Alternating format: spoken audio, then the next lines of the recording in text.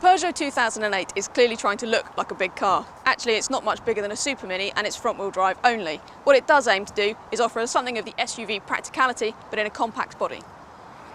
So all you really want of this car is for it to be comfortable and easygoing, and in some ways actually it is quite good at that.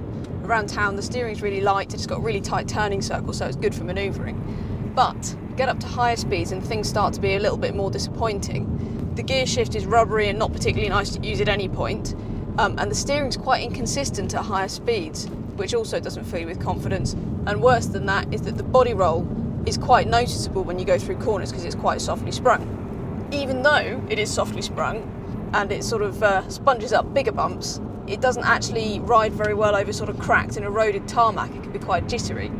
The best thing is the engines, actually. There's a good array of petrol and diesel. The diesels are probably the outstanding engines, particularly the 1.6, which is well worth getting if you're planning on carrying 4 people and lots of luggage and all that kind of thing, because it's got a good array of torque and it's easy to access through the mid-range, so it's a very nice, relaxing thing to drive. It's also quite a refined engine, but that doesn't really matter because the 2008 unfortunately is quite affected by wind noise, so that will be the dominant noise that you'll hear. So overall, it's pretty underwhelming to drive. It's fine by class standards, but it's certainly not outstanding.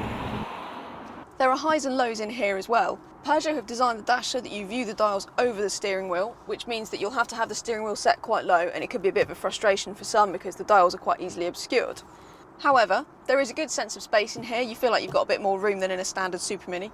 And also the perceived quality of all the materials. There's lots of different patterns and colours and textures. It all looks quite nice. Just avoid the base car because it's fairly sparsely spec'd and it's the only trim that doesn't get this nice colour touchscreen, which really lifts the whole interior, even if it's a bit fiddly to use on the move. You do get air conditioning and cruise control and front electric windows, but you have to step up from that trim if you want DAB radio, Bluetooth, USB input, alloys and climate control as standard. There's none of the flexibility in the back of the 2008 that you might find in some of its rivals, so no sliding rear bench or individual seats or anything like that. However, you do get enough legroom and elbow room for 2 adults to sit pretty comfortably.